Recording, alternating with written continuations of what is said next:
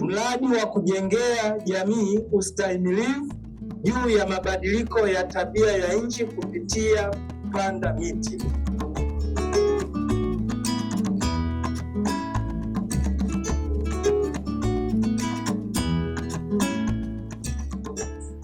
Waning'ombe ni moja ya wilaya za mkoa wa Njombe ambao uko katika nyanda za juu kusini.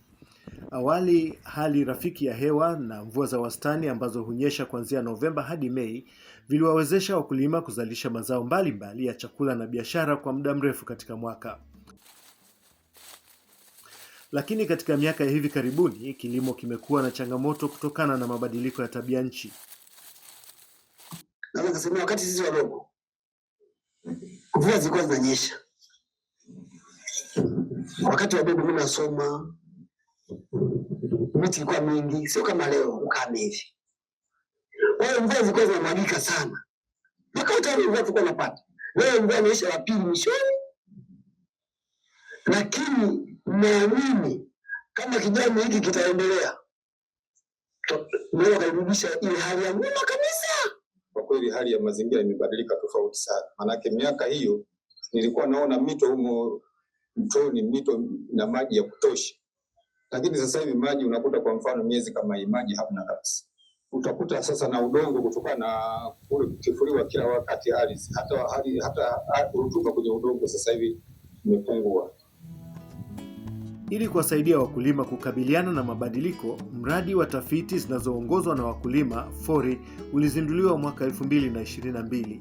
Mradi huu wa miaka minne umefadhiliwa na Umoja wa Ulaya EU kupitia shirikisho la vyombo vya kimataifa visivyokuwa vya kiserikali ambavyo hujishughulisha na kilimo AgriCode, pamoja na kundi la mataifa ya Afrika, Pacific na Caribbean OACPS. Mradi huu ulisimamiwa na shirika la misaada kwa uzalishaji wa chakula na mazao ya misitu FFD la Finland na ulitekelezwa na shirika la maendeleo ya kilimo Njombe NADO kwa ushirikiano na chuo kikuu cha kilimo Sokoine SUA kwenye wilaya za Waning'ombe na Njombe. Kwa NADO kama NADO sasa inashiriki kwa sehemu moja au nyingine kuhakikisha inawapa uelewa wa wakulima waweze kujikinga na hii hali ya mabadiliko ya tabia nchi kwa kupanda miti, kuanzisha vitalu vya miti na kupanda miti, lakini pia kutumia kilimo rafiki na mazingira. NADO mpaka sasa ina wanachama wasiopungua 16,000.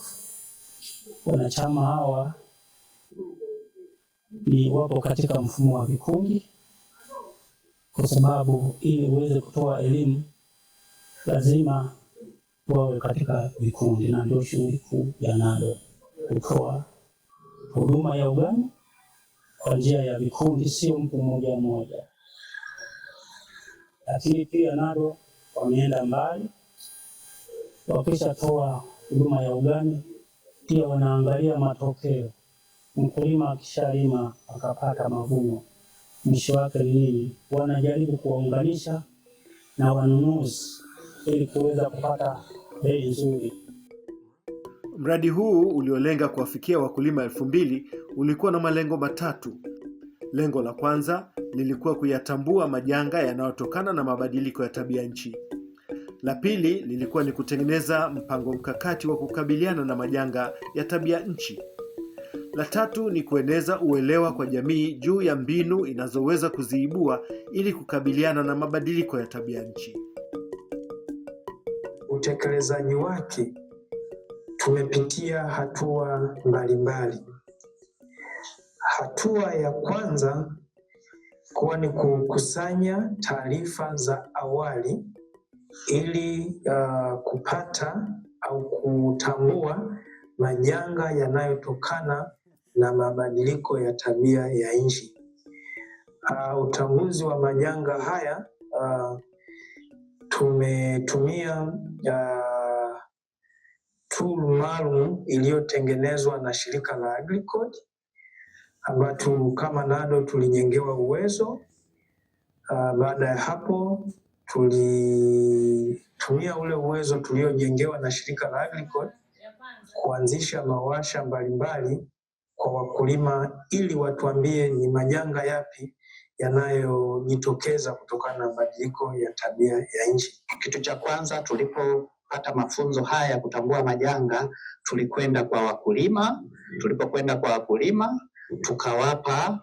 tukawapa mafunzo ya kutambua majanga. Wakulima walijaribu kutambua majanga kwenye mazingira yetu. Kwanza, mvua zisizo na mpangilio. Pili, joto limepanda duniani. Tatu, kuna mlipuko wa magonjwa na mlipuko wa wadudu wengi. Na baada ya kutambua hayo majanga, ulitengenezwa mkakati sasa wa kukabiliana na hayo majanga.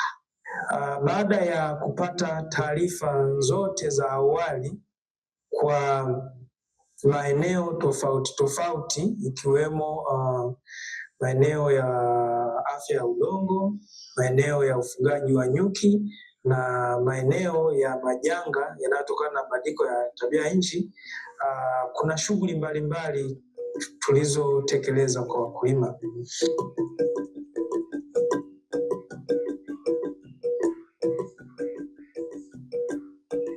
Shirika la NADO limetembelea kijiji cha Nyombo ambapo tunatekeleza mradi wa kukabiliana na mabadiliko ya tabia ya nchi.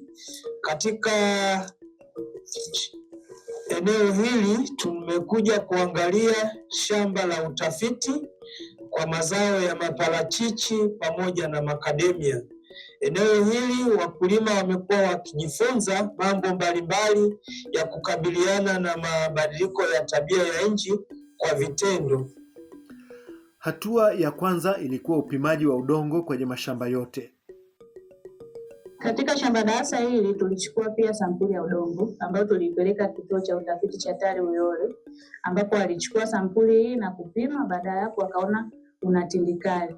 Kwa hiyo sisi kama shirika kupitia mradi tuliwashauri wakulima waipunguze hiyo tindikali kwa kutumia njia ambayo wakulima wanaiweza na kumudu gharama zake. Tuliwashauri watumie mkaa mazao au tunaita biocha, ambao unatengenezwa kwa masalia ya mazao, mfano mahindi, yale mabua yake wanachoma wanatumia mashambani, na hii ni mbadala wa chokaa mazao ambao unaonekana ni gharama kwa mkulima. Mbolea ambayo nilijifunza kutengeneza ni mbolea kutumia magunzi, ilikuwa inaitwa biocha. Hiyo ndio nilijifunza. Ndio hiyo nilienda kupiga na kwenye shambani kwangu, kufanya majaribio kwenye shamba langu nyumbani. Nimeona matokeo mazuri. Hicho ambacho kinajifanya ni kuendelea kuwa kwenye kikundi ili kuendelea kupata elimu. Pamoja na biocha, wakulima walitumia mbolea ya kinyesi cha mifugo na masalia ya mimea shambani kujaribu kurejesha afya ya udongo. Mbolea huwekwa kwenye duara kuzunguka mmea kuhakikisha inafikia mizizi. Katika kuweka mbolea, majaribio 4 tofauti yamefanyika. Kwenye matunda yetu haya ya ukiangalia yana namba pia. Kwa hiyo ukienda kwenye kibao namba 1, yale yamepandiwa tu samadi wakati wa kupanda tu. Lakini ukienda namba 2 ni samadi kila msimu yanawekwa. Ukienda namba 3 yanawekwa samadi kila nania, lakini pia yana mbolea ya viwandani. Ukienda namba 4 yana samadi lakini yana mbolea za viwandani, lakini pia yana booster pia. Pia wakulima wamefundishwa mbinu ya kilimo hifadhi, kwa mfano kuyaacha masalia ya mavuno ya mimea kubaki shambani pamoja na kutousumbua udongo. Pia kuzungusha miti ya parachichi malazo ya kuhifadhi maji. Kipindi cha kiangazi, miparachichi humwagiliwa.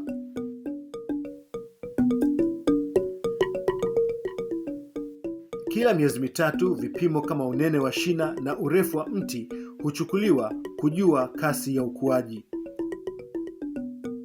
Pia palifanyika utafiti wa aina na idadi ya wadudu kwenye matawi. Wakati wa kuvuna, takwimu za uzalishaji wa kila mti zinanakiliwa kuona iwapo kuna tofauti miongoni mwa majaribio yale 4. Matokeo na kweli inaonyesha tofauti. Yale yaliyopata mbolea msimu mmoja yanaeleweka, na yale yanayopata samadi kwa kila msimu yanaeleweka, lakini pia na aliyopata wana booster hii namba 4 kama ukiangalia kibao chake utofauti upo. Hata tulipokuwa tunapima majani yake utofauti unaonekana. Tofauti kati ya parachichi zinazolimwa kwenye mashamba tafiti na zile kwenye mashamba yanayolimwa kienyeji zinaonekana wazi katika kijiji cha Nyumba Nitu. Sisi tunashukuru shirika la NADO walivyoripoti ofisini kwamba kuna mradi huu unaohusiana na uhifadhi wa mazingira. Sisi tulifurahi, na ndio maana nilivyokaa na serikali yangu tukaona tukubaliane tutoe eneo la kijiji kwa ajili ya kutekeleza huu mradi. Kwa sasa hivi kilichofanyika, hizi ploti ziko 2, NADO wanatekeleza kwa upande wa juu, lakini na sisi tukaona hebu tuone au wenzetu elimu wanayoitoa, na sisi huku upande huku tulipanda kwa mazoea. Unakuta huku saa hizi hii miti tulipanda siku moja, lakini utakuta huku miti ni kidogo, lakini kule ambapo tulipanda kitaalamu miti iko vizuri na tumeshaanza kuvuna. Lakini haya shamba darasa tayari kuna matunda ya kula, lakini haya mengine yaliyopandwa tu kienyeji bado kabisa hata maua hayajaweka. Hili hapa ni zao ambalo huko alikuwepo, tumejifunza katika kikundi hiki hapa. Pia lina faida nyingi, linazaa matunda ambayo matunda hayo yanatumiwa kuzalisha mafuta. Kwa jina la kizungu ni Acampemia, kwa jina la sisi tunatumia kama kalanga miti.